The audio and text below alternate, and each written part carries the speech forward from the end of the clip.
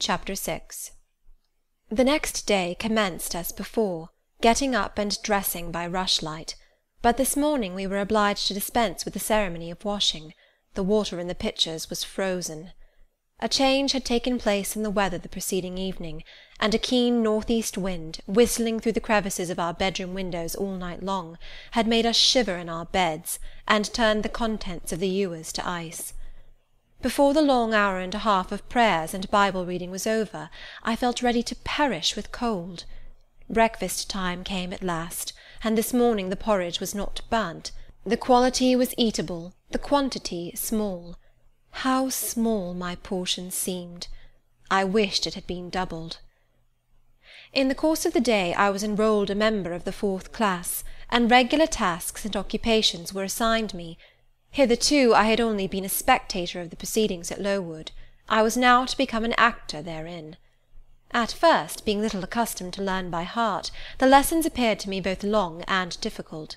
The frequent change from task to task, too, bewildered me, and I was glad when, about 3 o'clock in the afternoon, Miss Smith put into my hands a border of muslin 2 yards long, together with needle, thimble, etc., and sent me to sit in a quiet corner of the schoolroom, with directions to hem the same. At that hour most of the others were sewing likewise, but one class still stood round Miss Scatcherd's chair reading, and as all was quiet, the subject of their lessons could be heard, together with the manner in which each girl acquitted herself, and the animadversions or commendations of Miss Scatcherd on the performance. It was English history.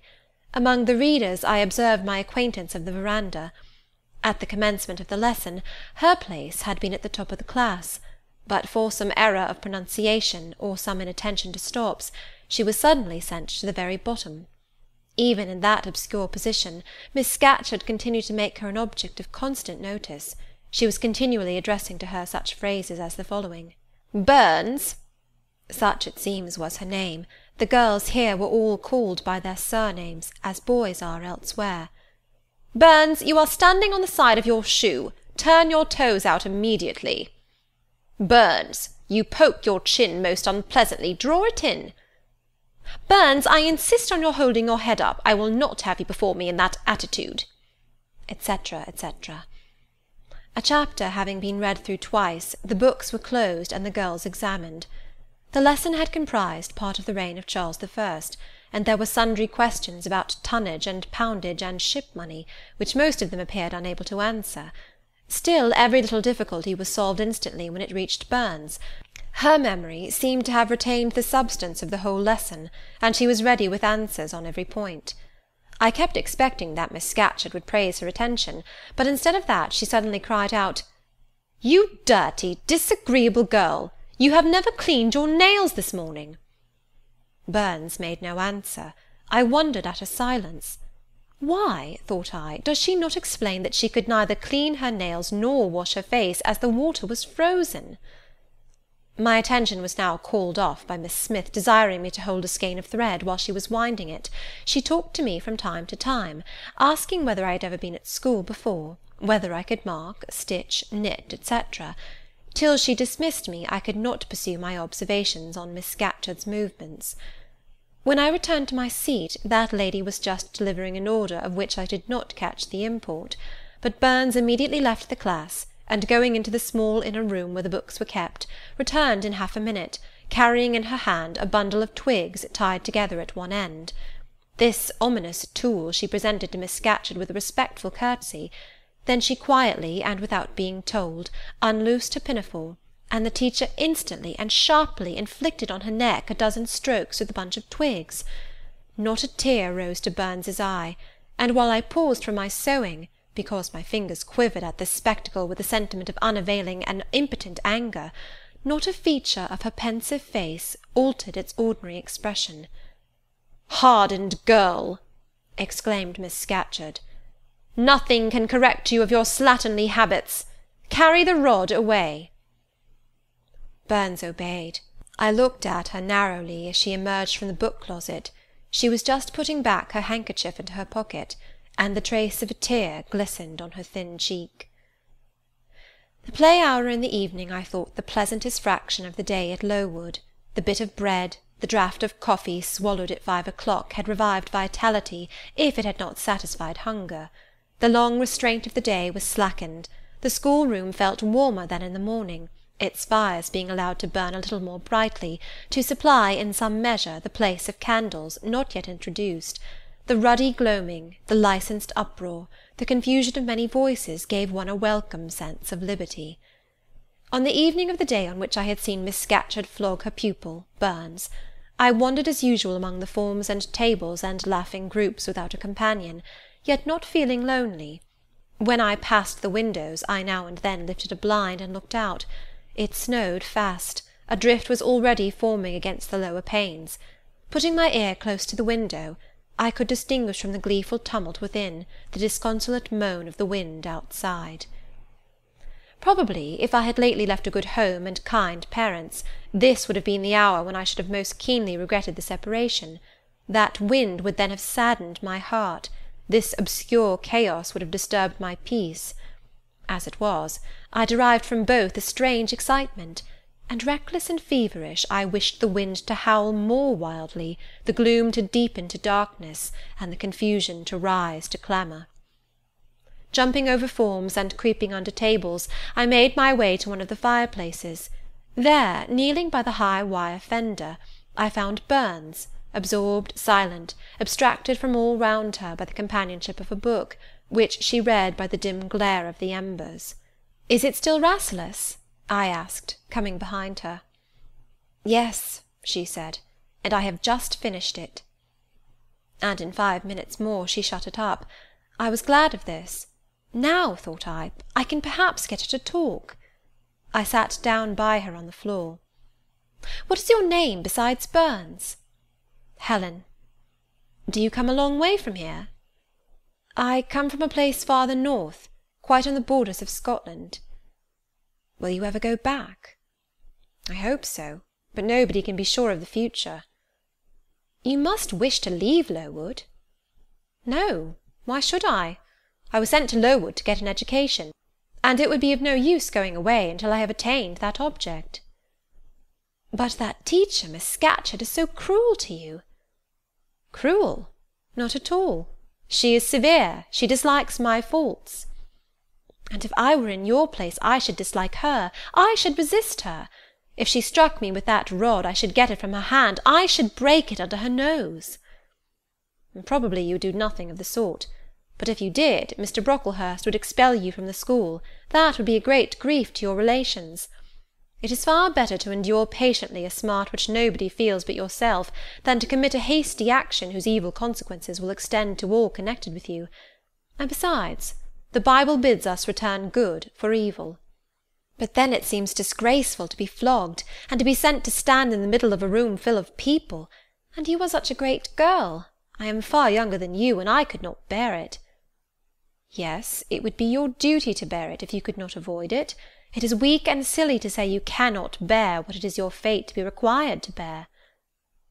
I heard her with wonder. I could not comprehend this doctrine of endurance, and still less could I understand or sympathize with the forbearance she expressed for her chastiser. Still I felt that Helen Burns considered things by a light invisible to my eyes. I suspected she might be right and I wrong, but I would not ponder the matter deeply. Like Felix, I put it off to a more convenient season. "You say you have faults, Helen. What are they? To me you seem very good." "Then learn from me not to judge by appearances. I am, as Miss Scatcherd said, slatternly. I seldom put and never keep things in order. I am careless. I forget rules. I read when I should learn my lessons. I have no method, and I sometimes say, like you, I cannot bear to be subjected to systematic arrangements. This is all very provoking to Miss Scatcherd, who is naturally neat, punctual, and particular." "And cross, and cruel," I added, but Helen Burns would not admit my addition. She kept silence. "Is Miss Temple as severe to you as Miss Scatcherd?" At the utterance of Miss Temple's name a soft smile flitted over her grave face. "Miss Temple is full of goodness. It pains her to be severe to any one, even the worst in the school. She sees my errors, and tells me of them gently, and if I do anything worthy of praise, she gives me my meed liberally. One strong proof of my wretchedly defective nature is, that even her expostulations, so mild, so rational, have not influence to cure me of my faults, and even her praise, though I value it most highly, cannot stimulate me to continued care and foresight. That is curious, said I. It is so easy to be careful. For you, I have no doubt it is. I observed you in your class this morning, and saw you were closely attentive. Your thoughts never seemed to wander while Miss Miller explained the lesson and questioned you. Now mine continually rove away. When I should be listening to Miss Scatcherd and collecting all she says with assiduity, often I lose the very sound of her voice. I fall into a sort of dream. Sometimes I think I am in Northumberland, and that the noises I hear round me are the bubbling of a little brook which runs through Deepton near our house. Then, when it comes to my turn to reply, I have to be awakened, and having heard nothing of what was read for listening to the visionary brook, I have no answer ready. Yet how well you replied this afternoon! It was mere chance. The subject on which we had been reading had interested me. This afternoon, instead of dreaming of Deepton, I was wondering how a man who wished to do right could act so unjustly and unwisely as Charles I sometimes did, and I thought what a pity it was that, with his integrity and conscientiousness, he could see no farther than the prerogatives of the crown. If he had but been able to look to a distance, and see how what they call the spirit of the age was tending. Still, I like Charles. I respect him. I pity him, poor murdered king. Yes, his enemies were the worst. They shed blood they had no right to shed. How dared they kill him? Helen was talking to herself now. She had forgotten I could not very well understand her, that I was ignorant, or nearly so, of the subject she discussed. I recalled her to my level.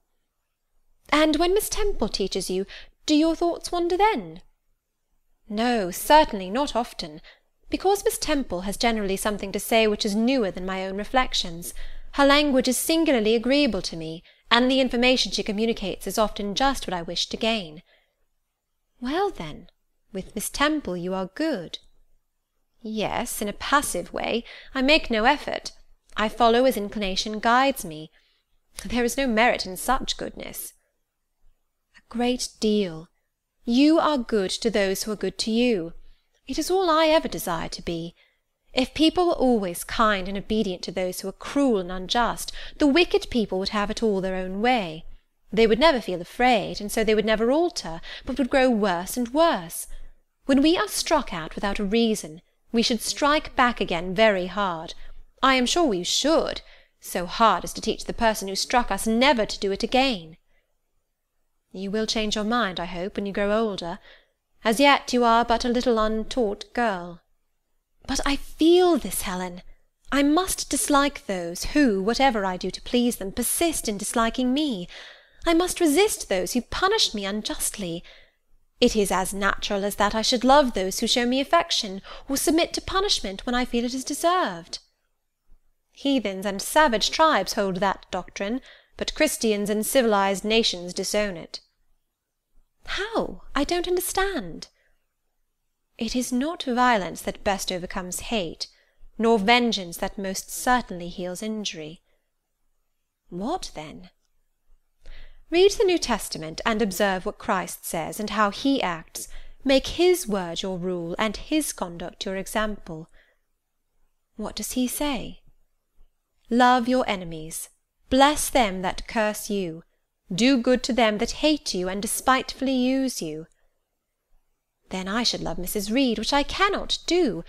I should bless her son John, which is impossible. In her turn, Helen Burns asked me to explain, and I proceeded forthwith to pour out in my own way the tale of my sufferings and resentments. Bitter and truculent when excited, I spoke as I felt, without reserve or softening. Helen heard me patiently to the end. I expected she would then make a remark, but she said nothing. Well, I asked impatiently, is not Mrs. Reed a hard-hearted, bad woman? She has been unkind to you, no doubt, because, you see, she dislikes your cast of character, as Miss Scatcherd does mine.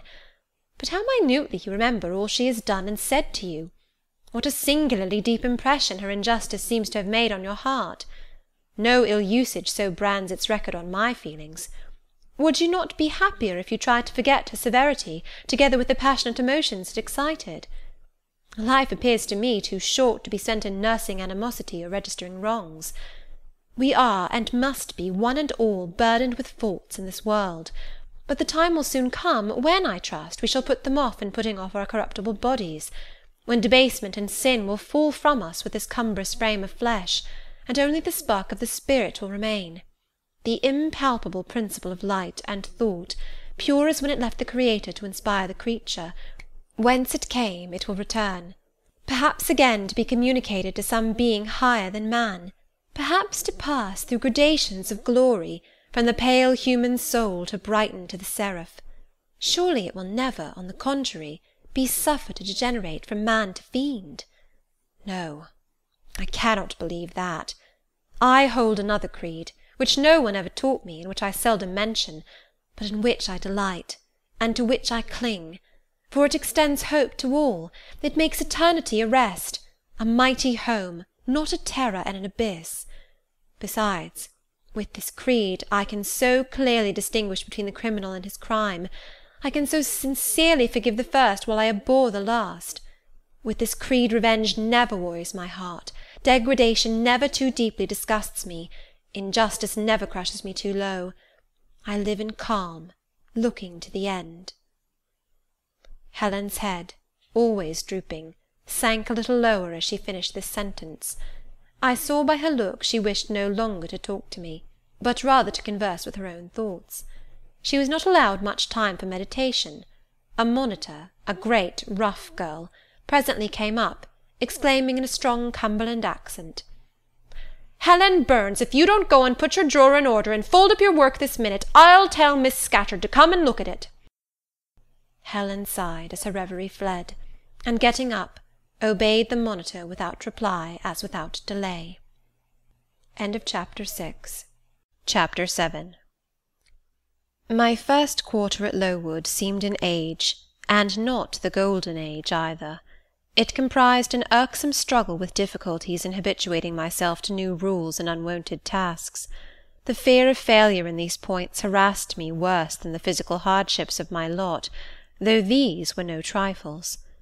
During January, February, and part of March, the deep snows, and after their melting the almost impassable roads, prevented our stirring beyond the garden walls, except to go to church, but within these limits we had to pass an hour every day in the open air.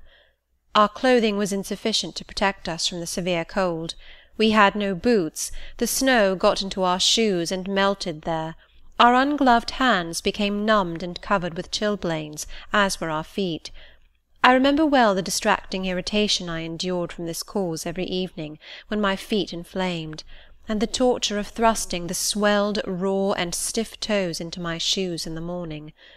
Then the scanty supply of food was distressing. With the keen appetites of growing children, we had scarcely sufficient to keep alive a delicate invalid. From this deficiency of nourishment resulted an abuse, which pressed hardly on the younger pupils. Whenever the famished great girls had an opportunity, they would coax or menace the little ones out of their portion.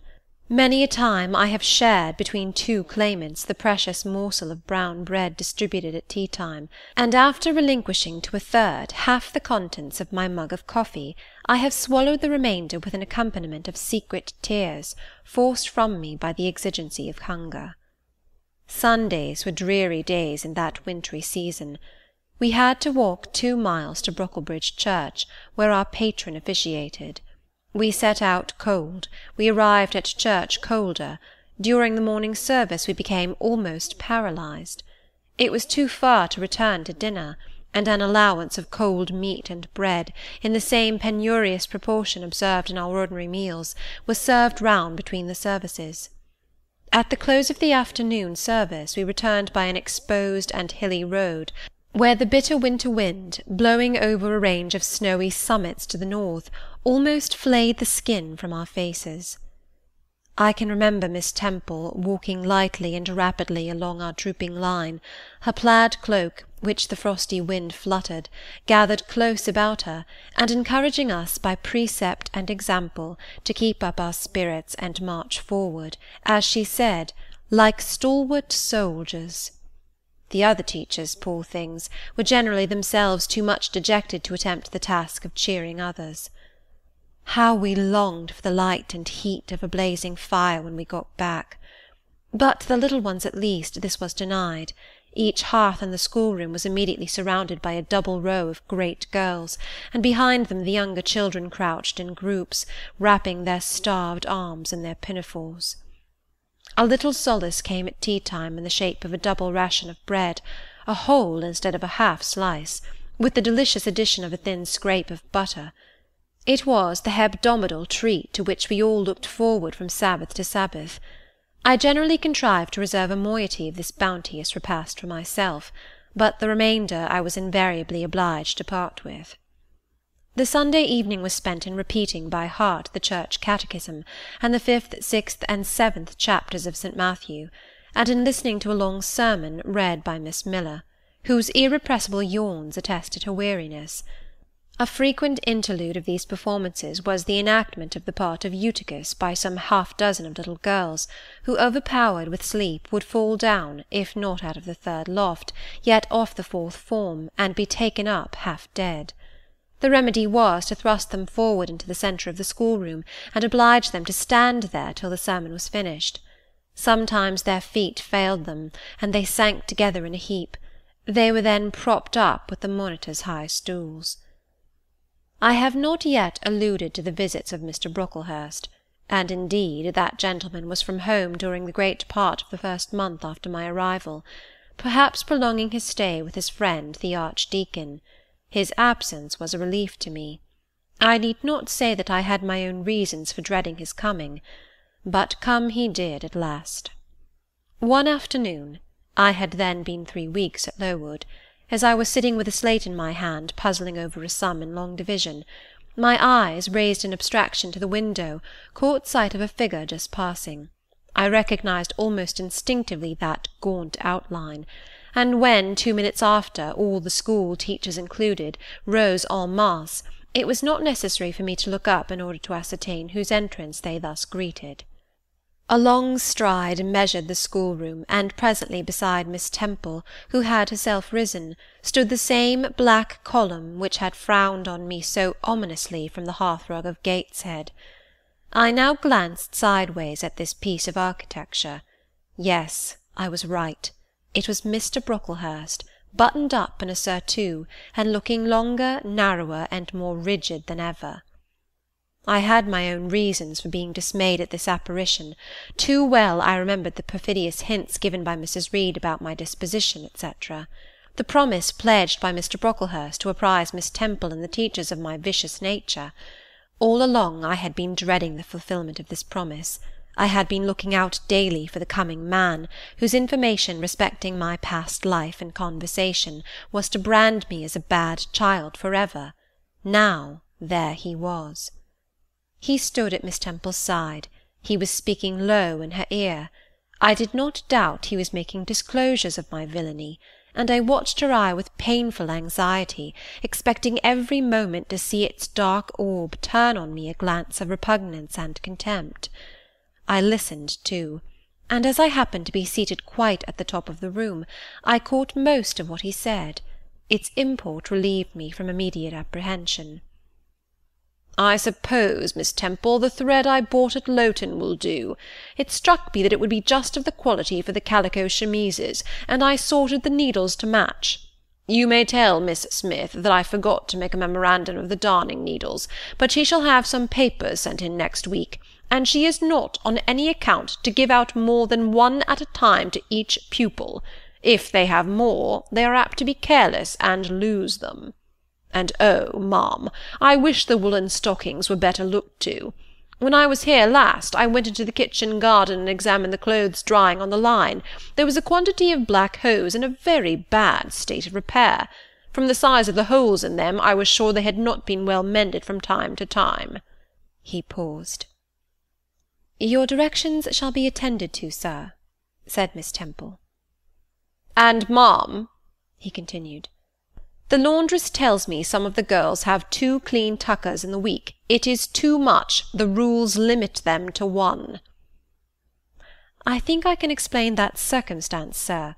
Agnes and Catherine Johnston were invited to take tea with some friends at Lowton last Thursday, and I gave them leave to put on clean tuckers for the occasion." Mr. Brocklehurst nodded. "Well, for once it may pass, but please not to let the circumstance occur too often. And there is another thing which surprised me. I find in settling accounts with the housekeeper that a lunch consisting of bread and cheese has twice been served out to the girls during the past fortnight. How is this? I looked over the regulations, and I find no such meal as lunch mentioned. Who introduced this innovation, and by what authority?" "I must be responsible for the circumstance, sir," replied Miss Temple. "The breakfast was so ill prepared that the pupils could not possibly eat it, and I dared not allow them to remain fasting till dinner-time." "Madam, allow me an instant. You are aware that my plan in bringing up these girls is not to accustom them to habits of luxury and indulgence, but to render them hardy, patient, self-denying. Should any little accidental disappointment of the appetite occur, such as the spoiling of a meal, the under or the over-dressing of a dish, the incident ought not to be neutralized by replacing with something more delicate the comfort lost, thus pampering the body and obviating the aim of this institution. It ought to be improved to the spiritual edification of the pupils by encouraging them to evince fortitude under temporary privation. A brief address on those occasions would not be mistimed, wherein a judicious instructor would take the opportunity of referring to the sufferings of the primitive Christians, to the torments of martyrs, to the exhortations of our blessed Lord himself, calling upon his disciples to take up their cross and follow him, to his warnings that man shall not live by bread alone, but by every word that proceedeth out of the mouth of God, to his divine consolations, if ye suffer hunger or thirst for my sake, happy are ye. Oh, madam, when you put bread and cheese instead of burnt porridge into these children's mouths, you may indeed feed their vile bodies, but you little think how you starve their immortal souls." Mr. Brocklehurst again paused, perhaps overcome by his feelings. Miss Temple had looked down when he first began to speak to her, but she now gazed straight before her, and her face, naturally pale as marble, appeared to be assuming also the coldness and fixity of that material, especially her mouth, closed as if it would have required a sculptor's chisel to open it, and her brow settled gradually into petrified severity. Meantime Mr. Brocklehurst, standing on the hearth with his hands behind his back, majestically surveyed the whole school. Suddenly his eye gave a blink, as if it had met something that either dazzled or shocked its pupil. Turning, he said in more rapid accents than he had hitherto used, Miss Temple, what is that girl with curled hair? Red hair, ma'am, curled all over?" And extending his cane, he pointed to the awful object, his hand shaking as he did so. "It is Julia Severn," replied Miss Temple very quietly. "Julia Severn, ma'am? And why has she or any other curled hair? Why, in defiance of every precept and principle of this house, does she conform to the world so openly, here in an evangelical charitable establishment, as to wear her hair one mass of curls?" "Julia's hair curls naturally," returned Miss Temple, still more quietly. "Naturally? Yes, but we are not to conform to nature. I wish these girls to be the children of grace. And why that abundance? I have again and again intimated that I desire the hair to be arranged closely, modestly, plainly. Miss Temple, that girl's hair must be cut off entirely. I will send a barber to-morrow. And I see others who have far too much of the excrescence. That tall girl, tell her to turn round. Tell all the first form to rise up and direct their faces to the wall." Miss Temple passed her handkerchief over her lips, as if to smooth away the involuntary smile that curled them. She gave the order, however, and when the first class could take in what was required of them, they obeyed. Leaning a little back on my bench, I could see the looks and grimaces with which they commented on this manoeuvre. It was a pity Mr. Brocklehurst could not see them too. He would perhaps have felt that, whatever he might do with the outside of the cup and platter, the inside was further beyond his interference than he imagined. He scrutinized the reverse of these living medals some 5 minutes, then pronounced sentence. These words fell like the knell of doom. "All those top-knots must be cut off." Miss Temple seemed to remonstrate. "Madam," he pursued, "I have a master to serve whose kingdom is not of this world. My mission is to mortify in these girls the lusts of the flesh, to teach them to clothe themselves with shamefacedness and sobriety, not with braided hair and costly apparel. And each of the young persons before us has a string of hair twisted in plaits, which vanity itself might have woven. These, I repeat, must be cut off. Think of the time wasted of—" Mr. Brocklehurst was here interrupted. 3 other visitors, ladies, now entered the room. They ought to have come a little sooner to have heard his lecture on dress, for they were splendidly attired in velvet, silk, and furs. The 2 younger of the trio, fine girls of 16 and 17, had grey beaver hats, then in fashion, shaded with ostrich plumes, and from under the brim of this graceful headdress fell a profusion of light tresses, elaborately curled. The elder lady was enveloped in a costly velvet shawl, trimmed with ermine, and she wore a false front of French curls. These ladies were deferentially received by Miss Temple as Mrs. and the Misses Brocklehurst, and conducted to seats of honour at the top of the room. It seems they had come in the carriage with their reverend relative, and had been conducting a rummaging scrutiny of the rooms upstairs, while he transacted business with the housekeeper, questioned the laundress, and lectured the superintendent. They now proceeded to address divers remarks and reproofs to Miss Smith, who was charged with the care of the linen and inspection of the dormitories, but I had no time to listen to what they said. Other matters called off and enchanted my attention. Hitherto, while gathering up the discourse of Mr. Brocklehurst and Miss Temple, I had not at the same time neglected precautions to secure my personal safety, which I thought would be effected if I could only elude observation. To this end I had sat well back on the form, and while seeming to be busy with my sum, had held my slate in such a manner as to conceal my face.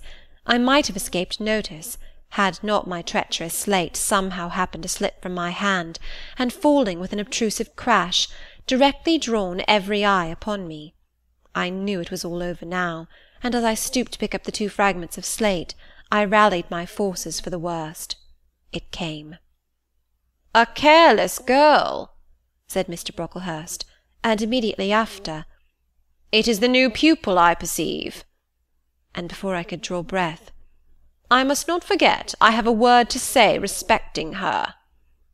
Then aloud, how loud it seemed to me, "Let the child who broke her slate come forward." Of my own accord I could not have stirred. I was paralysed. But the 2 great girls who sit on each side of me set me on my legs and pushed me towards the dread judge, and then Miss Temple gently assisted me to his very feet, and I caught her whispered counsel. "Don't be afraid, Jane. I saw it was an accident. You shall not be punished." The kind whisper went to my heart like a dagger. Another minute, and she will despise me for a hypocrite, thought I, and an impulse of fury against Reed, Brocklehurst and Company bounded in my pulses at the conviction. I was no Helen Burns. "Fetch that stool," said Mr. Brocklehurst, pointing to a very high one from which a monitor had just risen. It was brought. "Place the child upon it." And I was placed there, by whom I don't know. I was in no condition to note particulars. I was only aware that they had hoisted me up to the height of Mr. Brocklehurst's nose, that he was within a yard of me, and that a spread of shot orange and purple silk pelisses and a cloud of silvery plumage extended and waved below me. Mr. Brocklehurst hemmed. "Ladies," said he, turning to his family, "Miss Temple, teachers, and children, you all see this girl?" Of course they did, for I felt their eyes directed like burning glasses against my scorched skin. "You see she is yet young. You observe she possesses the ordinary form of childhood, God has graciously given her the shape that he has given to all of us. No signal deformity points her out as a marked character. Who would think that the evil one had already found a servant and agent in her? Yet such, I grieve to say, is the case.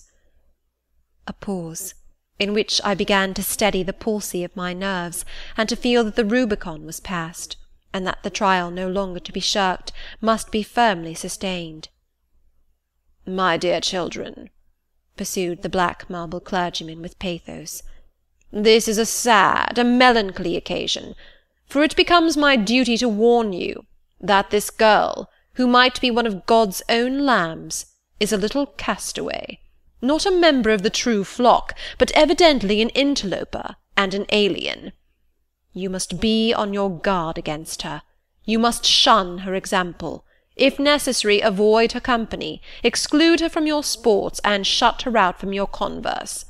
Teachers, you must watch her.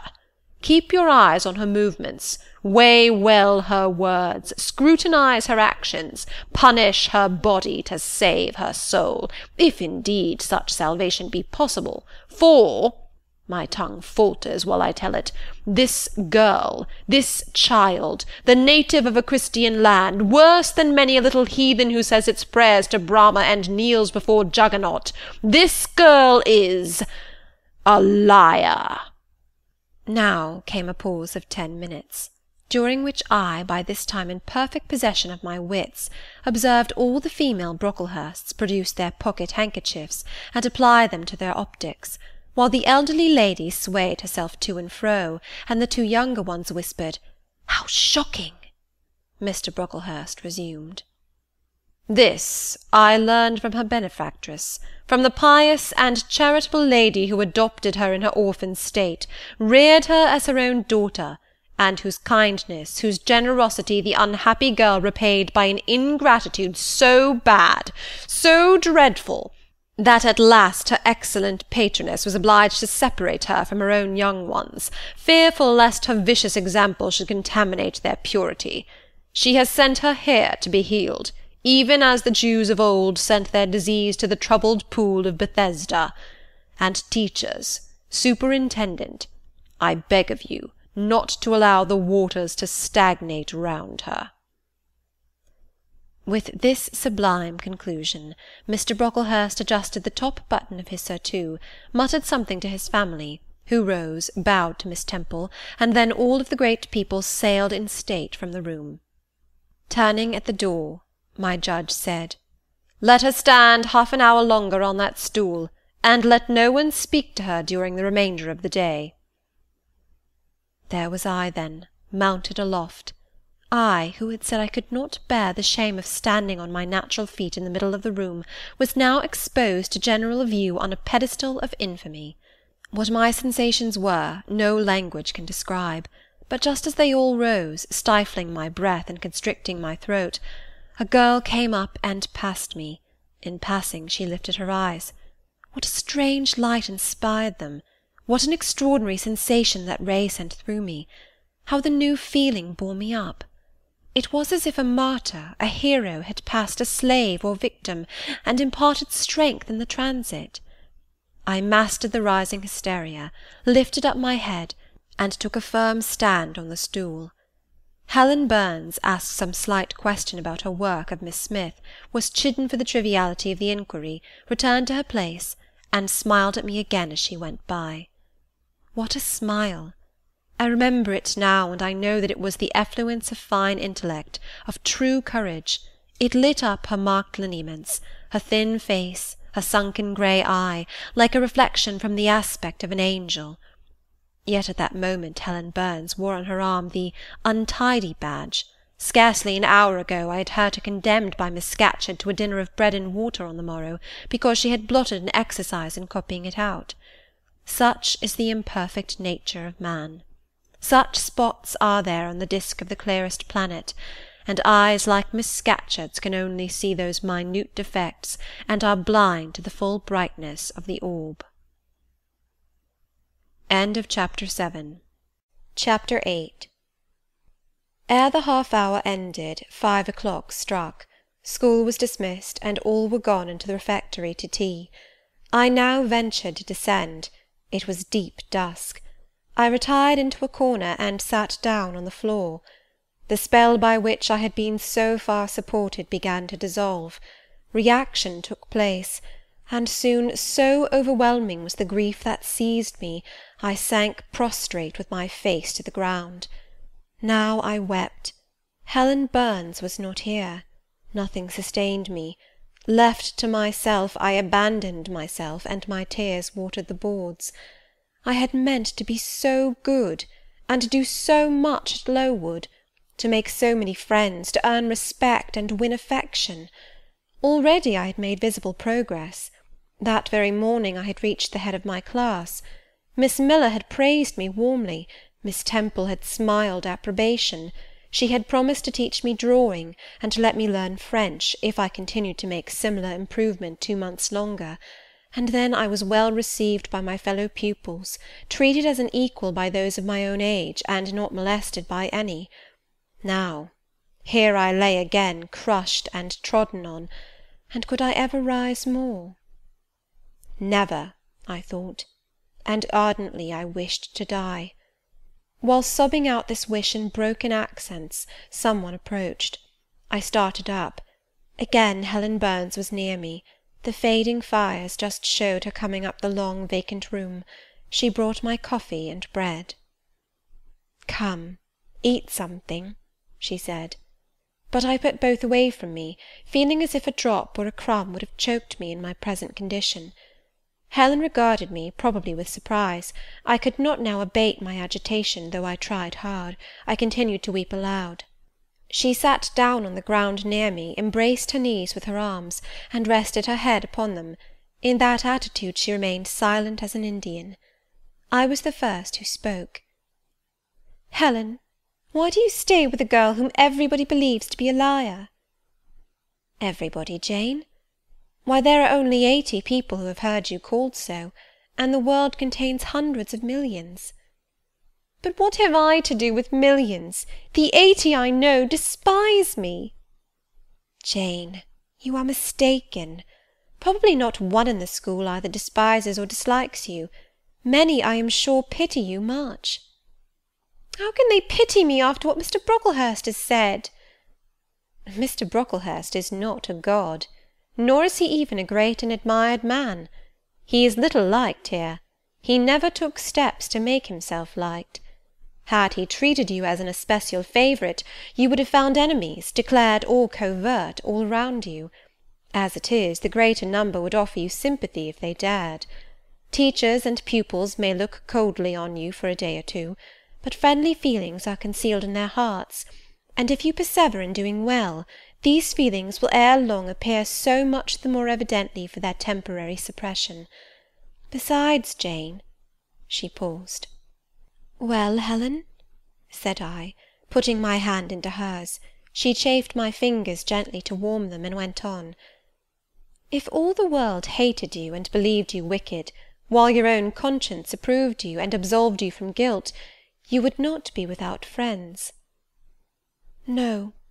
I know I should think well of myself, but that is not enough. If others don't love me, I would rather die than live.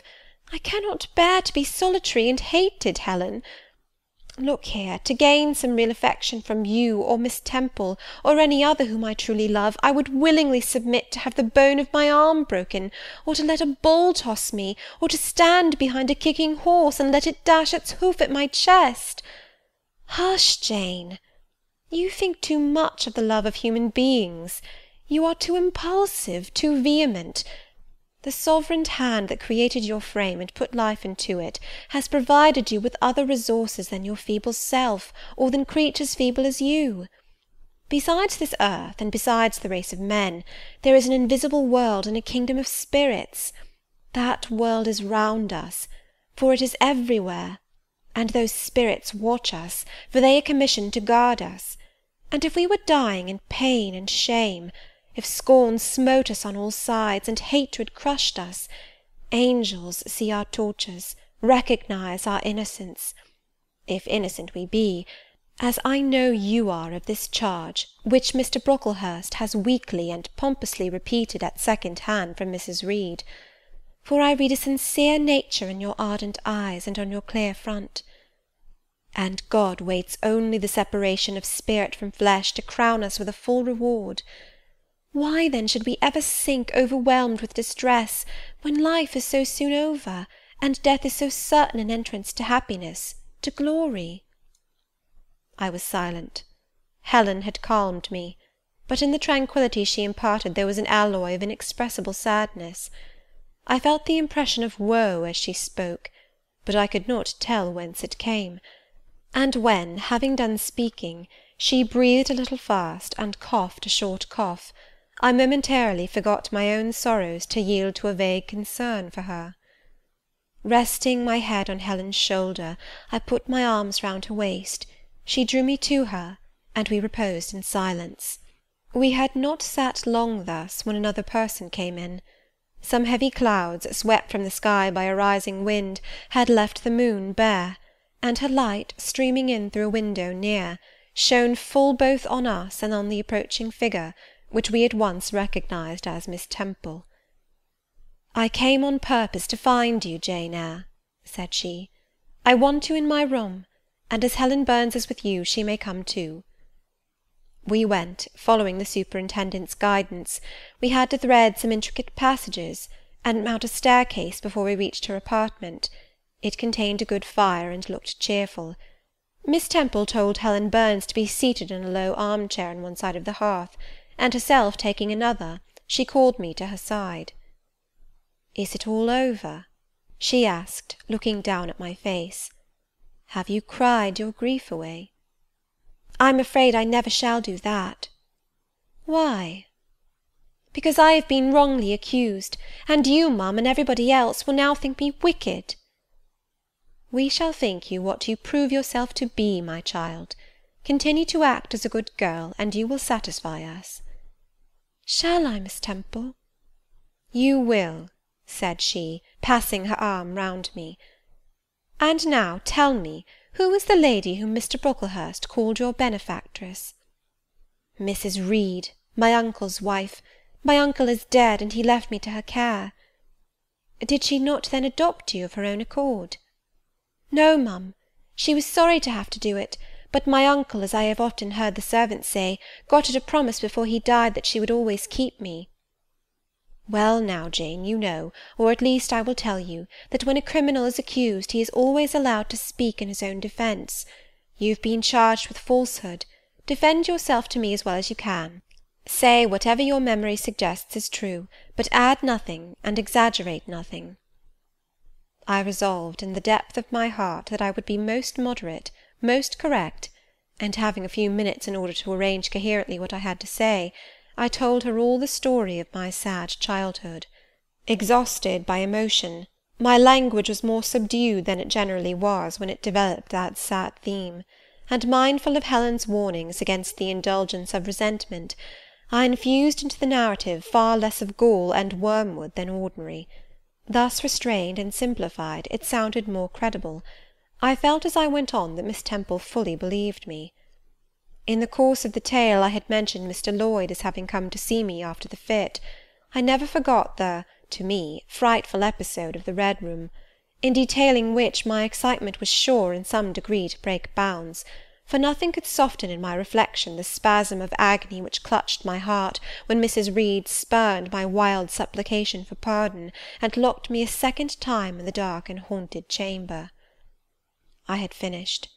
Miss Temple regarded me a few minutes in silence.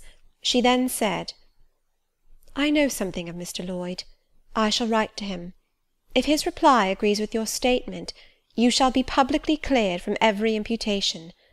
To me, Jane, you are clear now." She kissed me, and still keeping me at her side, where I was well contented to stand, for I derived a child's pleasure from the contemplation of her face, her dress, her one or two ornaments, her white forehead, her clustered and shining curls, and beaming dark eyes. She proceeded to address Helen Burns. "How are you to-night, Helen? Have you coughed much to-day?"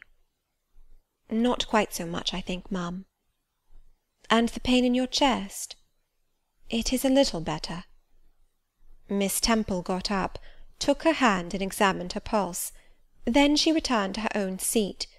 As she resumed it, I heard her sigh low. She was pensive a few minutes, then rousing herself, she said cheerfully, "But you two are my visitors to-night. I must treat you as such." She rang her bell. "Barbara," she said to the servant who answered it, "I have not yet had tea. Bring the tray, and place cups for these two young ladies." And a tray was soon brought. How pretty, to my eyes, did the china cups and bright teapot look, placed on the little round table near the fire! How fragrant was the steam of the beverage, and the scent of the toast! Of which, however, I, to my dismay, for I was beginning to be hungry, discerned only a very small portion. Miss Temple discerned it too. "Barbara," said she, "can you not bring a little more bread and butter? There is not enough for 3. Barbara went out. She returned soon. "Madam, Mrs. Harden says she has sent up the usual quantity." Mrs. Harden, be it observed, was the housekeeper, a woman after Mr. Brocklehurst's own heart, made up of equal parts of whalebone and iron.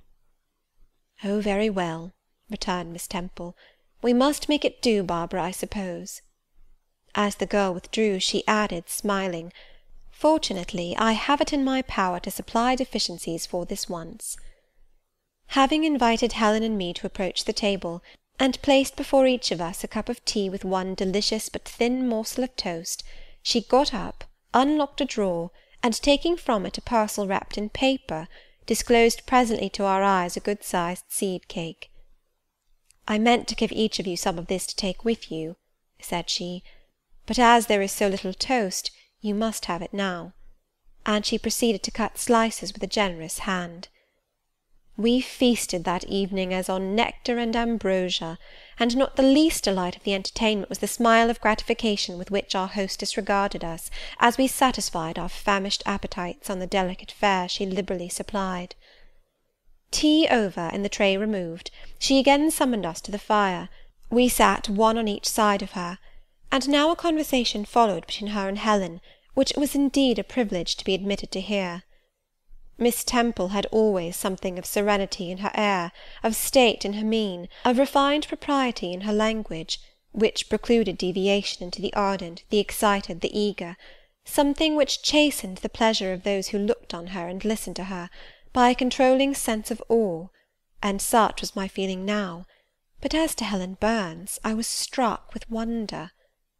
The refreshing meal, the brilliant fire, the presence and kindness of her beloved instructress, or perhaps, more than all these, something in her own unique mind, had roused her powers within her.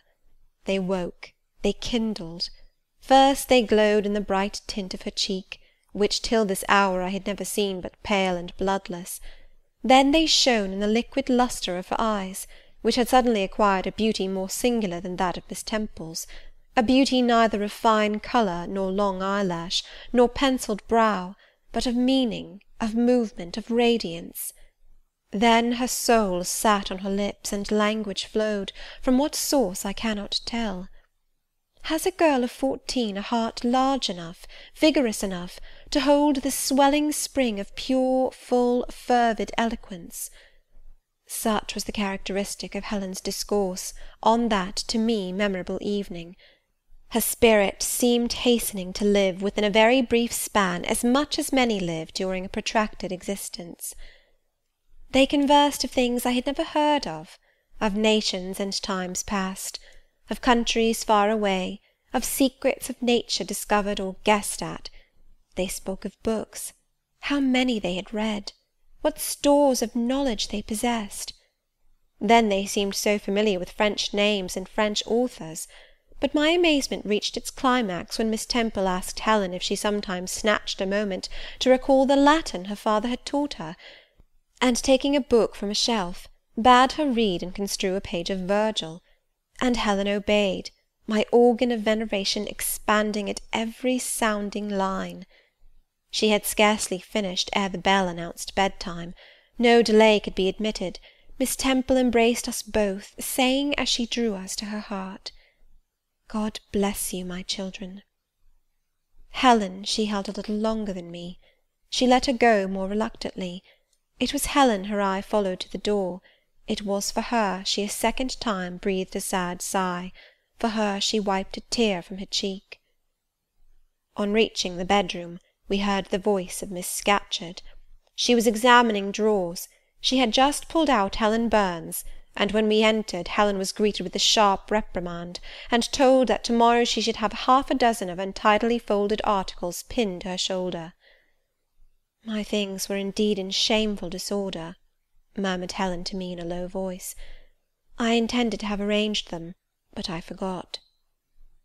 Next morning Miss Scatcherd wrote in conspicuous characters on a piece of pasteboard the word "Slattern," and bound it like a phylactery around Helen's large, mild, intelligent, and benign-looking forehead.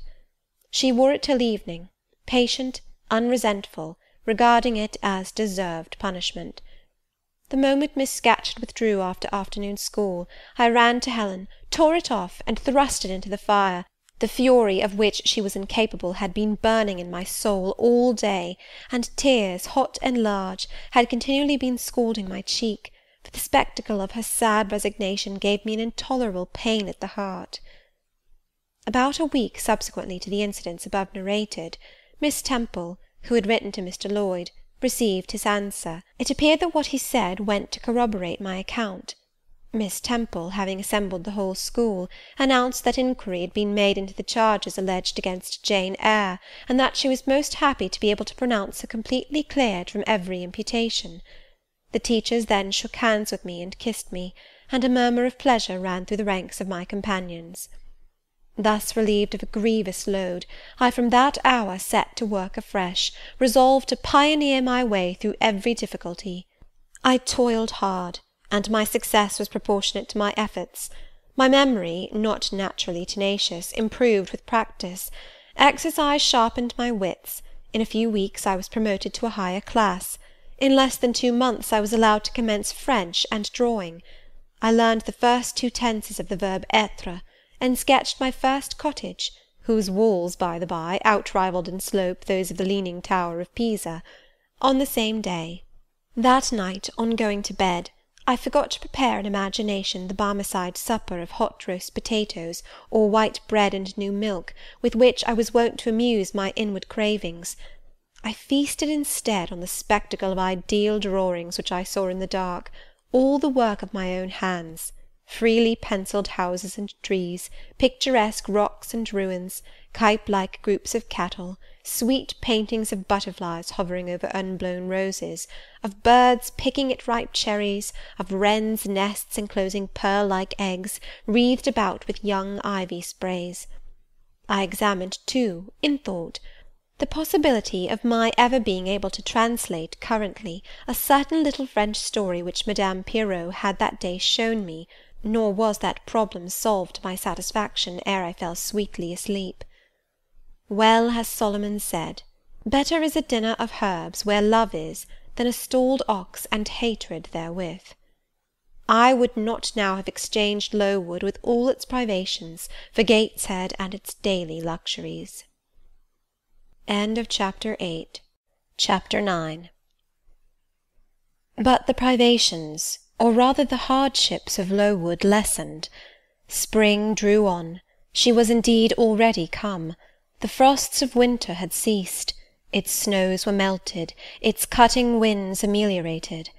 My wretched feet, flayed and swollen to lameness by the sharp air of January, began to heal and subside under the gentler breathings of April. The nights and mornings no longer by their Canadian temperature froze the very blood in our veins.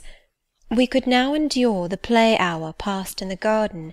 Sometimes on a sunny day it began even to be pleasant and genial, and a greenness grew over those brown beds, which, freshening daily, suggested the thought that hope traversed them at night, and left each morning brighter traces of her steps. Flowers peeped out amongst the leaves, snowdrops, crocuses, purple auriculas, and golden-eyed pansies. On Thursday afternoons, half-holidays, we now took walks, and found still sweeter flowers opening by the wayside, under the hedges. I discovered too that a great pleasure, an enjoyment which the horizon only bounded, lay all outside the high and spike-guarded walls of our garden. This pleasure consisted in prospect of noble summits girdling a great hill-hollow, rich in verdure and shadow, in a bright beck, full of dark stones and sparkling eddies. How different had this scene looked when I viewed it laid out beneath the iron sky of winter, stiffened in frost, shrouded with snow, when mists as chill as death wandered to the impulse of east winds along those purple peaks, and rolled down Ing and Holm till they blended with the frozen fog of the beck. The beck itself was then a torrent, turbid and curbless. It tore asunder the wood, and sent a raving sound through the air, often thickened with wild rain or whirling sleet, and for the forest on its banks, that showed only ranks of skeletons. April advanced to May.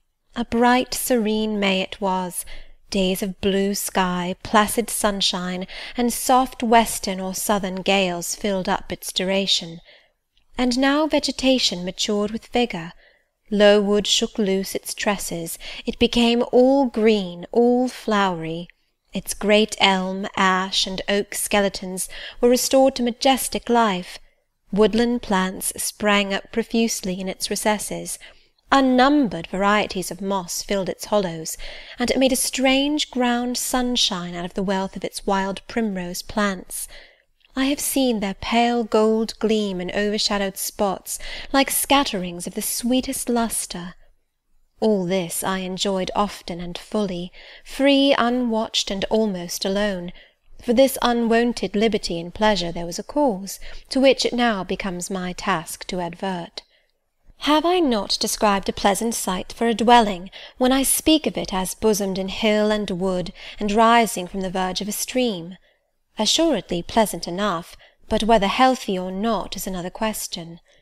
That forest dell, where Lowood lay, was the cradle of fog, and fog-bred pestilence, which, quickening with the quickening spring, crept into the orphan asylum, breathed typhus through its crowded schoolroom and dormitory, and ere May arrived, transformed the seminary into a hospital. Semi-starvation and neglected colds had predisposed most of the pupils to receive infection. 45 out of the 80 girls lay ill at one time. Classes were broken up, rules relaxed.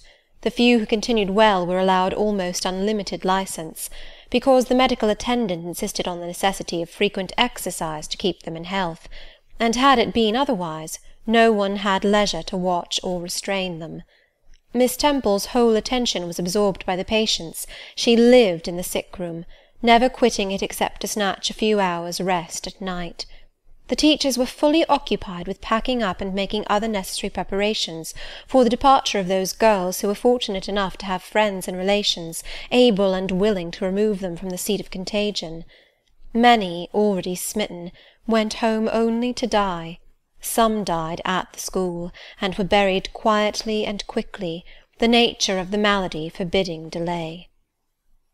While disease had thus become an inhabitant of Lowood, and death its frequent visitor, while there was gloom and fear within its walls, while its rooms and passages steamed with hospital smells, the drug and the pastille striving vainly to overcome the effluvia of mortality, that bright May shone unclouded over the bold hills and beautiful woodland out of doors. Its garden, too, glowed with flowers. Hollyhocks had sprung up tall as trees, lilies had opened, tulips and roses were in bloom, the borders of the little beds were gay with pink thrift and crimson double daisies, the sweetbriars gave out morning and evening their scent of spice and apples, and these fragrant treasures were all useless for most of the inmates of Lowood, except to furnish now and then a handful of herbs and blossoms to put in a coffin. But I, and the rest who continued well, enjoyed fully the beauties of the scene and season. They let us ramble in the wood, like gipsies, from morning till night. We did what we liked, went where we liked. We lived better too. Mr. Brocklehurst and his family never came near Lowood now. Household matters were not scrutinized into. The cross housekeeper was gone, driven away by the fear of infection. Her successor, who had been matron at the Lowton dispensary, unused to the ways of her new abode, provided with comparative liberality. Besides, there were fewer to feed. The sick could eat little. Our breakfast basins were better filled. When there was no time to prepare a regular dinner, which happened often, she would give us a large piece of cold pie, or a thick slice of bread and cheese, and this we carried away with us to the wood, where we each chose the spot we liked best, and dined sumptuously. My favourite seat was a smooth and broad stone, rising white and dry from the very middle of the beck, and only to be got at by wading through the water, a feat I accomplished barefoot. The stone was just broad enough to accommodate, comfortably, another girl and me, at that time my chosen comrade, one Mary Ann Wilson, a shrewd, observant personage, whose society I took pleasure in, partly because she was witty and original, and partly because she had a manner which set me at my ease. Some years older than I, she knew more of the world, and could tell me many things I liked to hear. With her my curiosity found gratification. To my faults also she gave ample indulgence, never imposing curb or rein on anything I said. She had a turn for narrative, I for analysis. She liked to inform, I to question. So we got on swimmingly together, deriving much entertainment, if not much improvement, from our mutual intercourse. And where, meantime, was Helen Burns? Why did I not spend these sweet days of liberty with her? Had I forgotten her? Or was I so worthless as to have grown tired of her pure society? Surely the Mary Ann Wilson I have mentioned was inferior to my first acquaintance.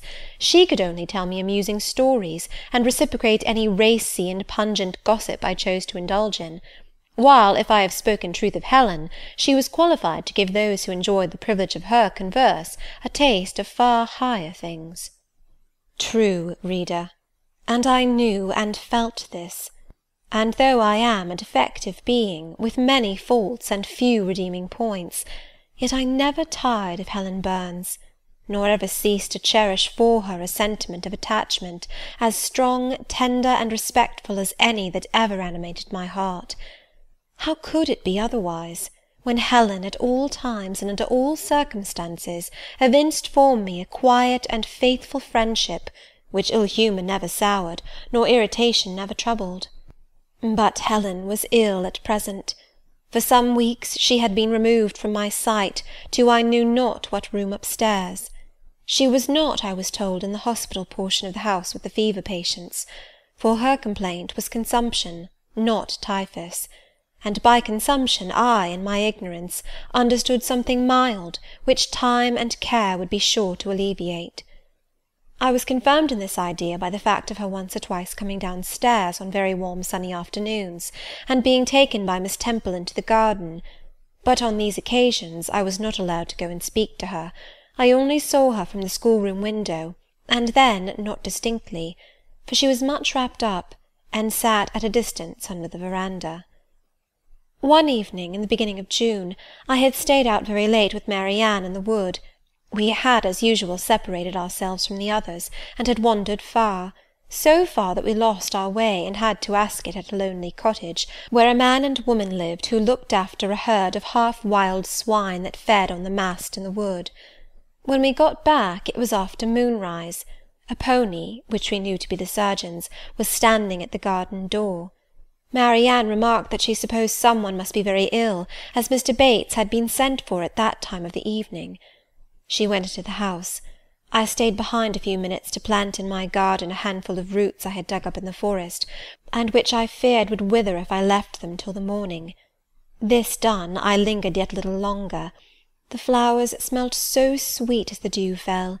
It was such a pleasant evening, so serene, so warm. The still glowing west promised so fairly another fine day on the morrow. The moon rose with such majesty in the grave east.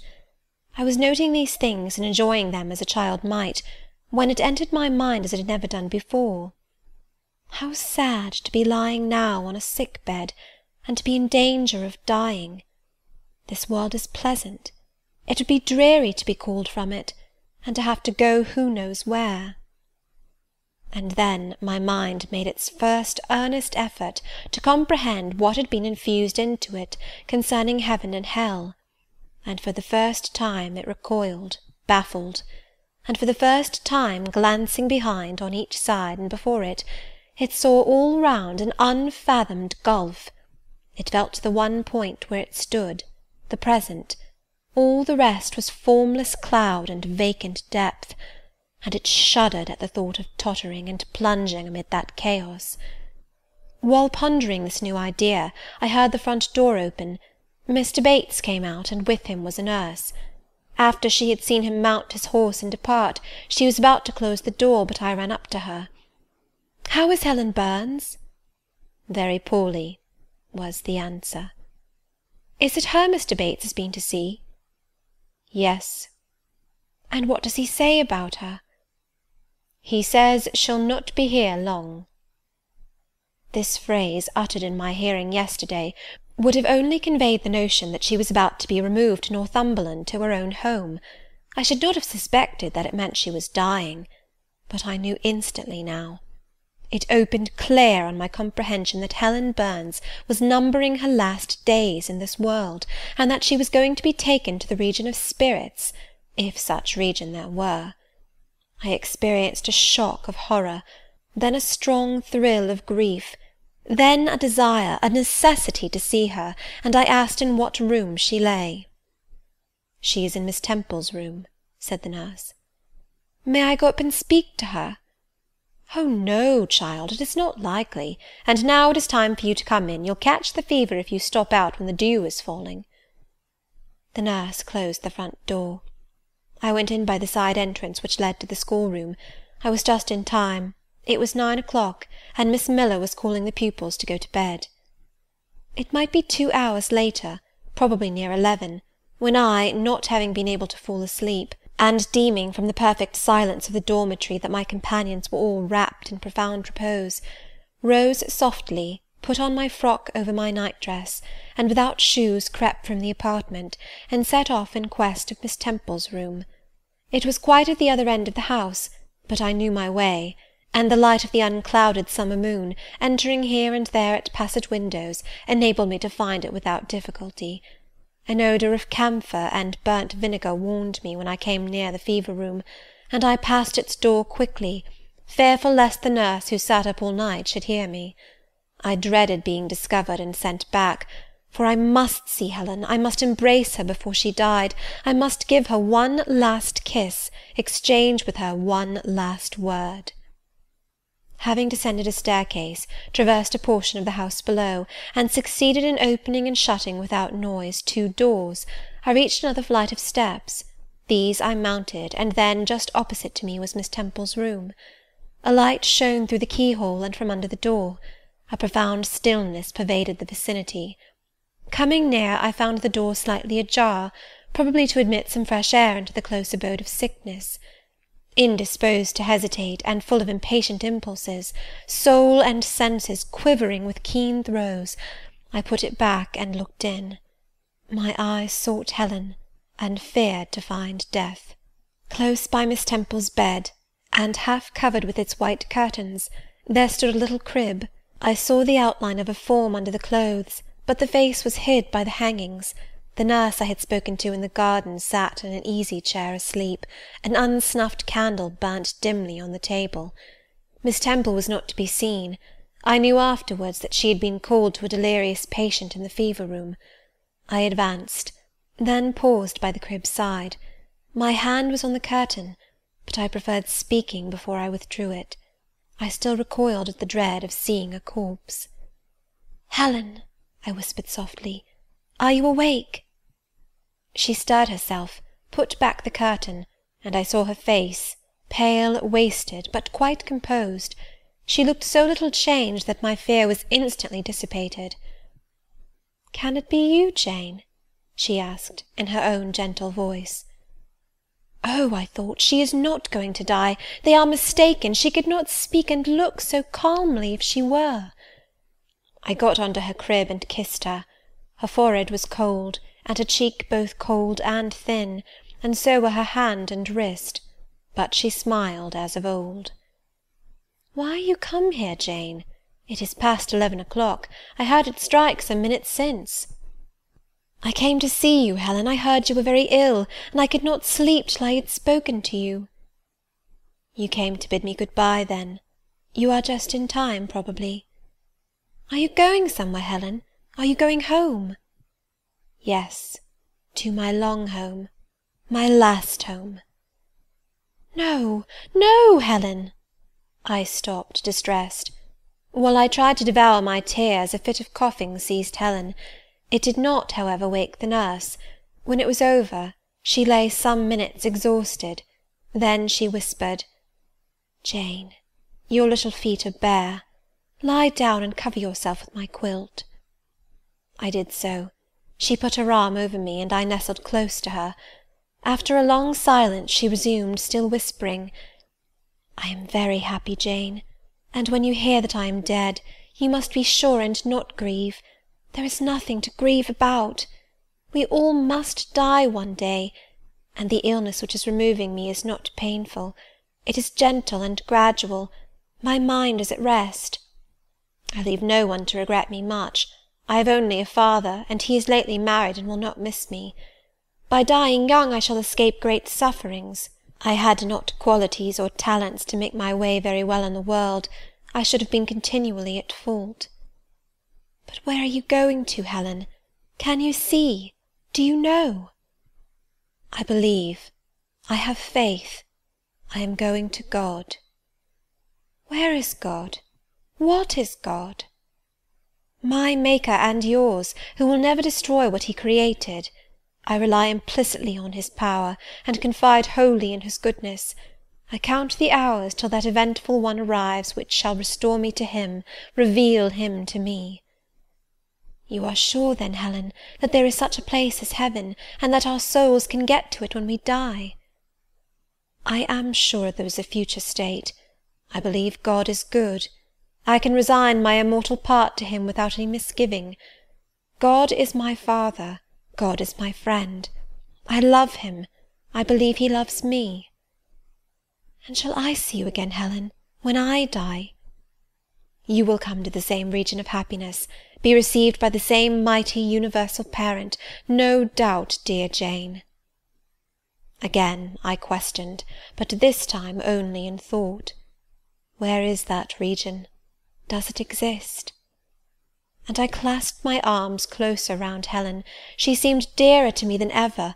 I felt as if I could not let her go. I lay with my face hidden on her neck. Presently she said, in the sweetest tone, "How comfortable I am! The last fit of coughing has tired me a little. I feel as if I could sleep. But don't leave me, Jane. I like to have you near me." "I'll stay with you. Dear Helen, no one shall take me away." "Are you warm, darling?" "Yes. Good night, Jane. Good night, Helen." She kissed me, and I her, and we both soon slumbered. When I awoke it was day.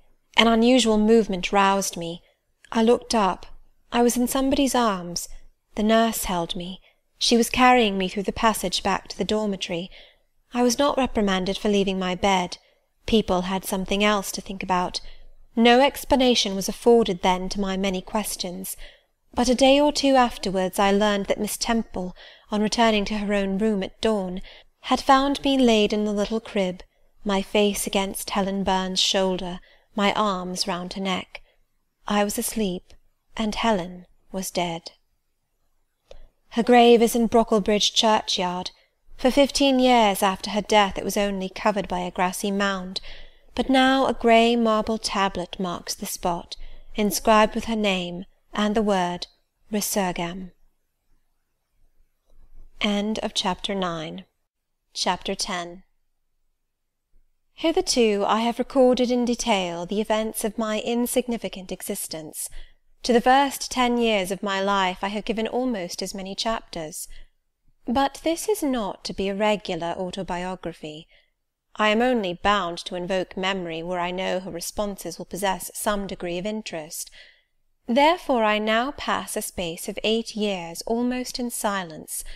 A few lines only are necessary to keep up the links of connection. When the typhus fever had fulfilled its mission of devastation at Lowood, it gradually disappeared from thence, but not till its virulence and the number of its victims had drawn public attention on the school. Inquiry was made into the origin of the scourge, and by degrees various facts came out which excited public indignation in a high degree. The unhealthy nature of the sight, the quantity and quality of the children's food, the brackish, fetid water used in its preparation, the pupils' wretched clothing and accommodations, all these things were discovered, and the discovery produced a result mortifying to Mr. Brocklehurst, but beneficial to the institution. Several wealthy and benevolent individuals in the county subscribed largely for the erection of a more convenient building in a better situation. New regulations were made, improvements in diet and clothing introduced. The funds of the school were entrusted to the management of a committee. Mr. Brocklehurst, who, from his wealth and family connections, could not be overlooked, still retained the post of treasurer, but he was aided in the discharge of his duties by gentlemen of rather more enlarged and sympathizing minds. His office of inspector, too, was shared by those who knew how to combine reason with strictness, comfort with economy, compassion with uprightness. The school, thus improved, became in time a truly useful and noble institution. I remained an inmate of its walls, after its regeneration, for 8 years, 6 as a pupil and 2 as a teacher, and in both capacities I bear my testimony to its value and importance. During those 8 years my life was uniform, but not unhappy, because it was not inactive. I had the means of an excellent education placed within my reach, a fondness for some of my studies, and a desire to excel in all, together with a great delight in pleasing my teachers, especially such as I loved, urged me on. I availed myself fully of the advantages offered me. In time I rose to be the first girl of the first class.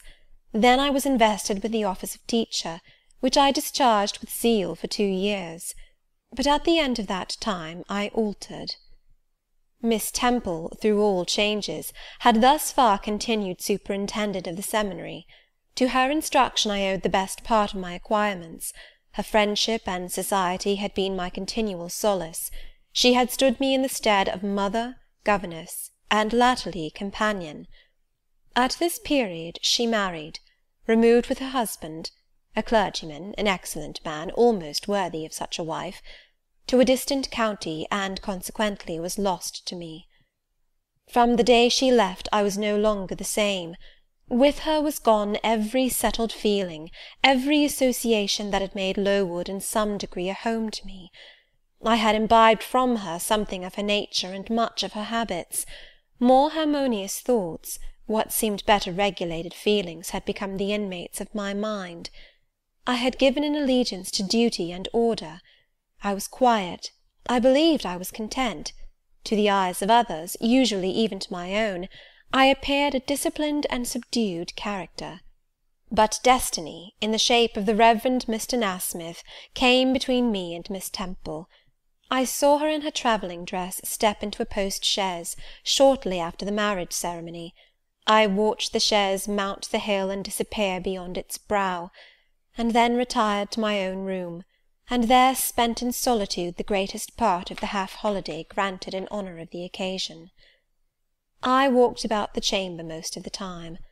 I imagined myself only to be regretting my loss, and thinking how to repair it; but when my reflections were concluded, and I looked up and found that the afternoon was gone, and evening far advanced, another discovery dawned on me, namely, that in the interval I had undergone a transforming process, that my mind had put off all it had borrowed of Miss Temple, or rather that she had taken with her the serene atmosphere I had been breathing in her vicinity, and that now I was left in my natural element, and beginning to feel the stirring of old emotions. It did not seem as if a prop were withdrawn, but rather as if a motive were gone. It was not the power to be tranquil which had failed me, but the reason for tranquillity was no more. My world had for some years been in Lowood. My experience had been of its rules and systems.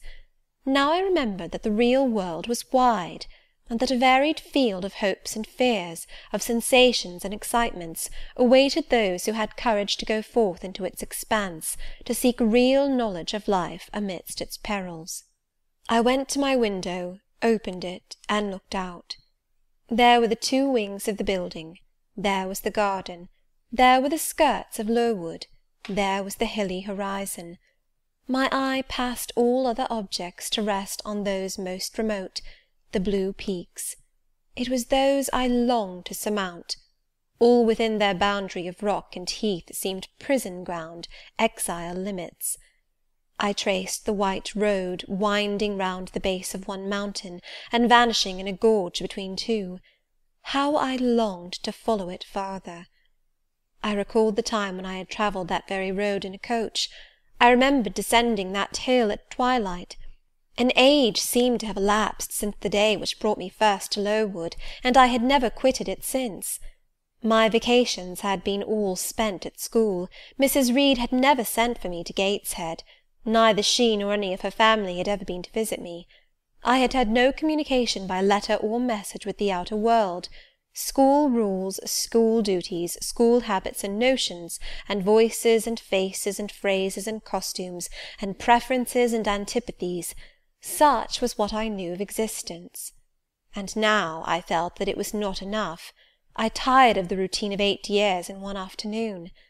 I desired liberty. For liberty I gasped, for liberty I uttered a prayer. It seemed scattered on the wind, then faintly blowing.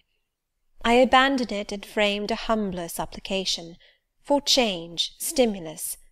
That petition, too, seemed swept off into vague space. Then, cried I, half desperate, grant me at least a new servitude.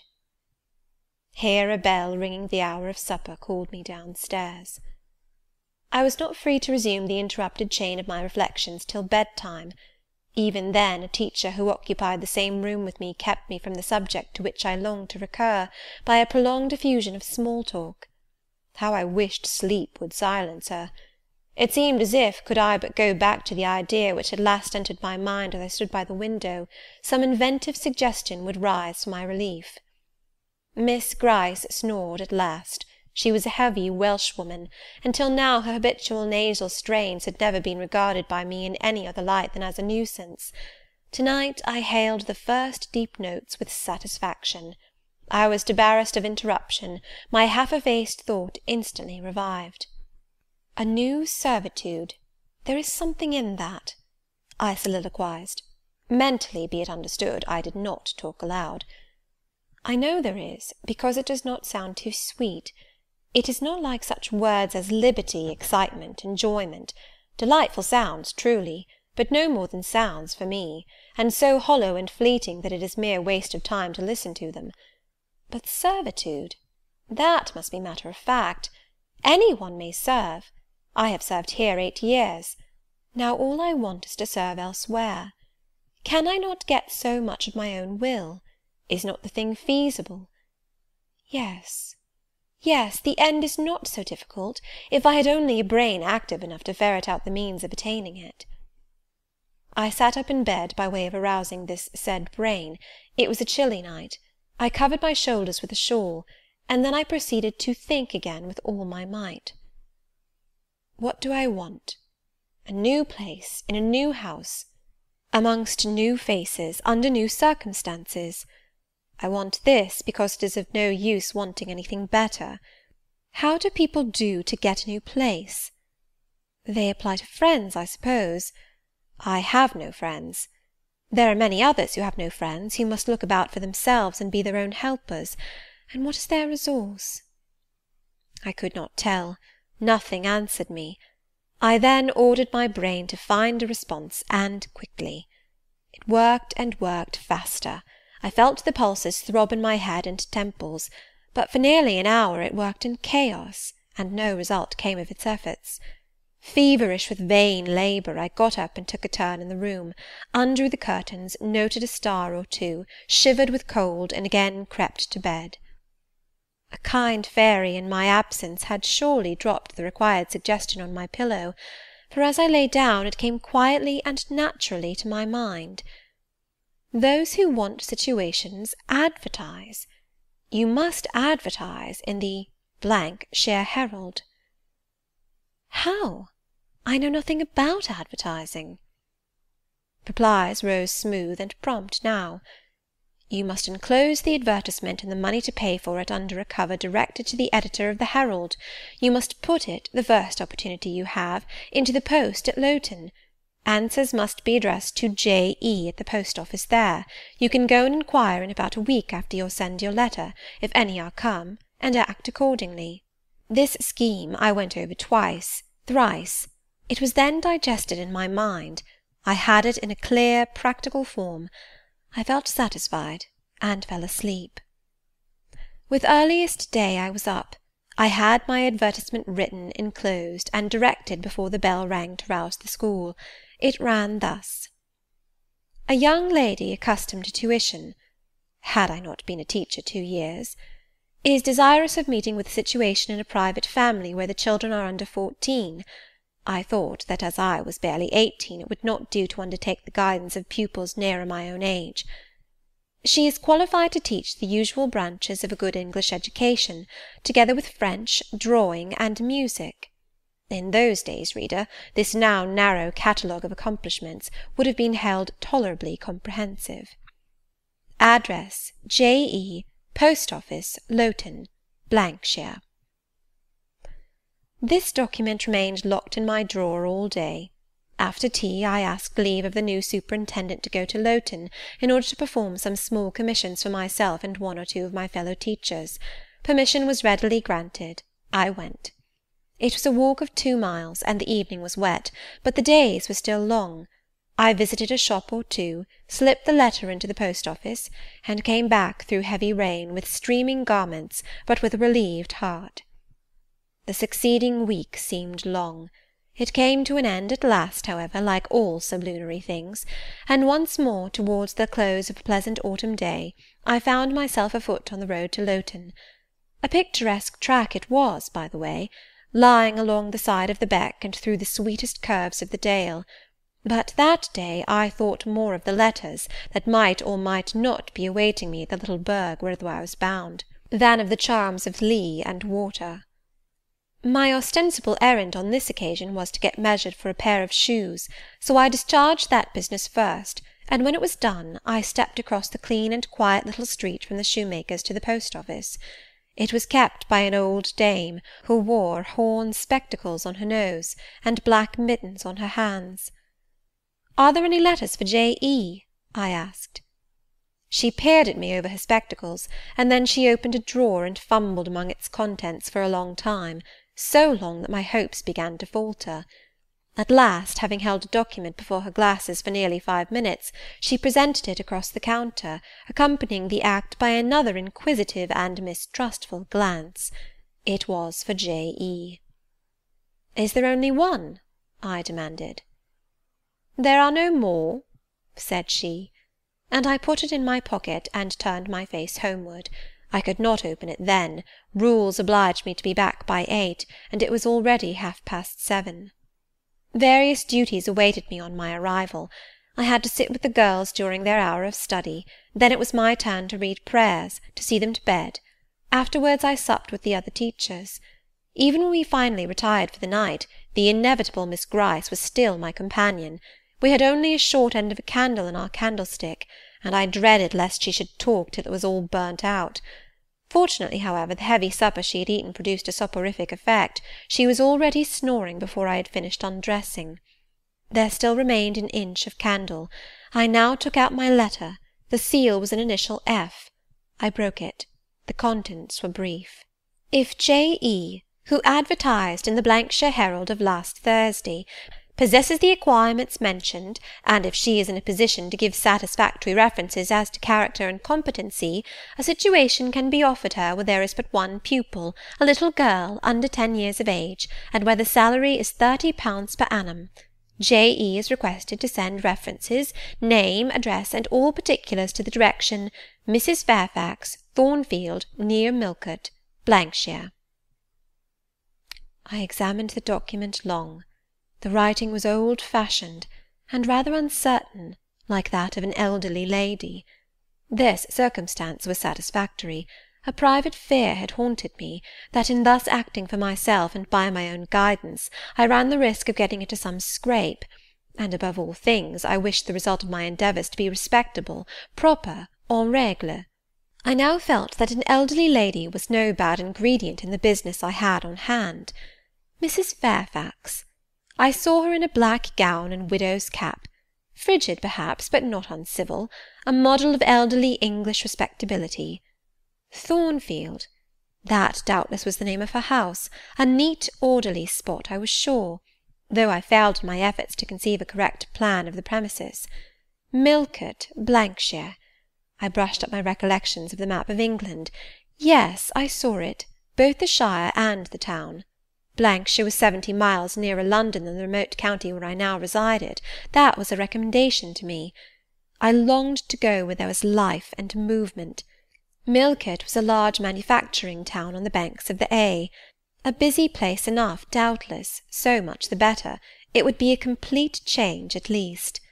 Not that my fancy was much captivated by the idea of long chimneys and clouds of smoke, but, I argued, Thornfield will probably be a good way from the town. Here the socket of the candle dropped, and the wick went out. Next day new steps were to be taken. My plans could no longer be confined to my own breast. I must impart them in order to achieve their success. Having sought and obtained an audience of the superintendent during the noontide recreation, I told her I had a prospect of getting a new situation, where the salary would be double what I now received, for at Lowood I only got £15 per annum, and requested she would break the matter for me to Mr. Brocklehurst, or some of the committee, and ascertain whether they would permit me to mention them as references. She obligingly consented to act as mediatrix in the matter. The next day she laid the affair before Mr. Brocklehurst, who said that Mrs. Reed must be written to, as she was my natural guardian. A note was accordingly addressed to the lady, who returned for answer that I might do as I pleased, she had long relinquished all interference in my affairs. This note went the round of the committee, and at last, after what appeared to me most tedious delay, formal leave was given me to better my condition if I could, and an assurance added, that as I had always conducted myself well, both as teacher and pupil, at Lowood, a testimonial of character and capacity, signed by the inspectors of that institution, should forthwith be furnished me.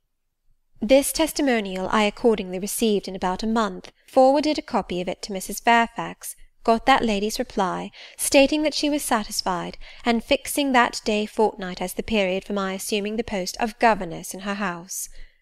I now busied myself in preparations. The fortnight passed rapidly. I had not a very large wardrobe, though it was adequate to my wants, and the last day sufficed to pack my trunk, the same I had brought with me 8 years ago from Gateshead. The box was corded, the card nailed on. In half an hour the carrier was to call for it to take it to Lowton, whither I myself was to repair at an early hour the next morning to meet the coach. I had brushed my black stuff travelling dress, prepared my bonnet, gloves, and muff, sought in all my drawers to see that no article was left behind, and now, having nothing more to do, I sat down and tried to rest. I could not. Though I had been on foot all day, I could not now repose an instant. I was much too excited. A phase of my life was closing to-night, a new one opening to-morrow. Impossible to slumber in the interval. I must watch feverishly while the change was being accomplished. "Miss," said a servant who met me in the lobby, where I was wandering like a troubled spirit, "a person below wishes to see you." The carrier, no doubt, I thought, and ran downstairs without inquiry. I was passing the back parlour or teacher's sitting-room, the door of which was half open, to go to the kitchen, when some one ran out. "It's her, I'm sure! I could have told her anywhere!"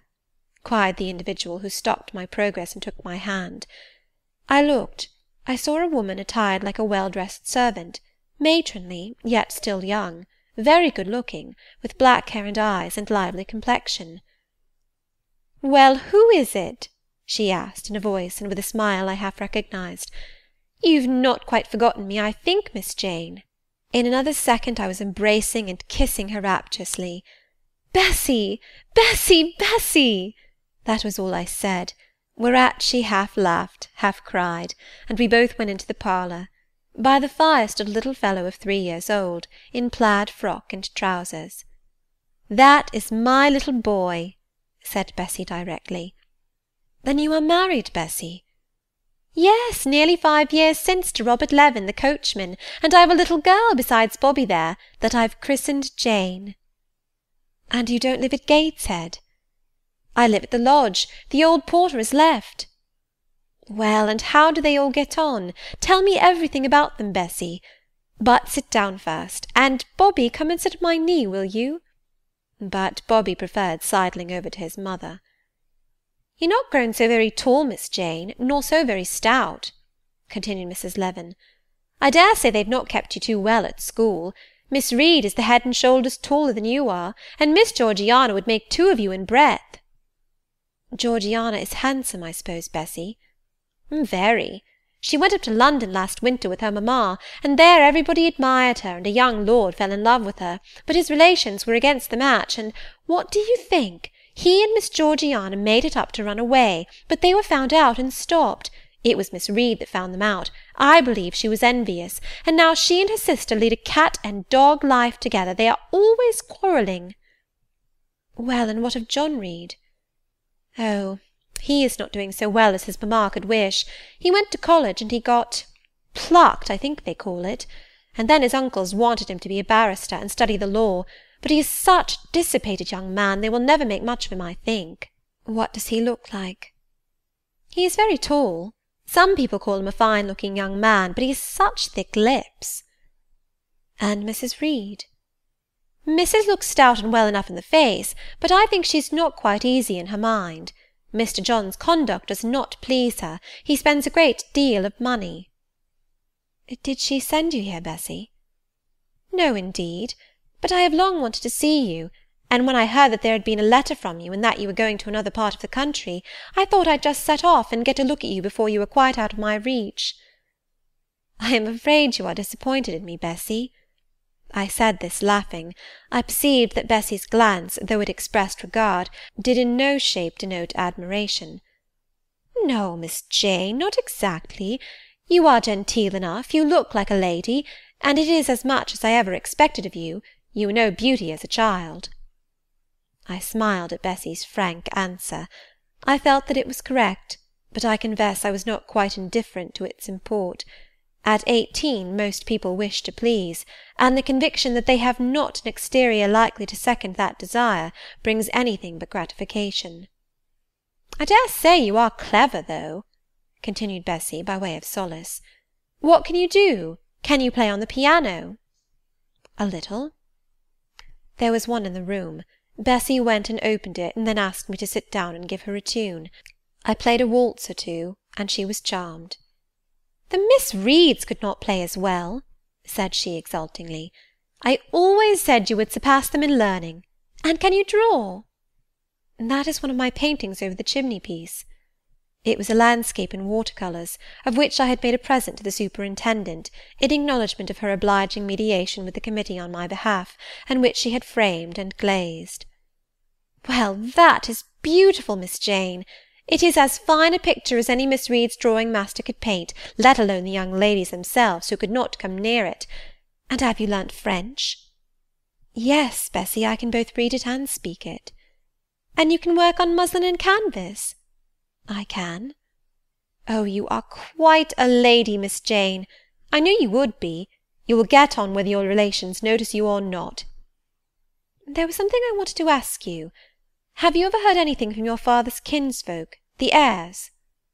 "Never in my life."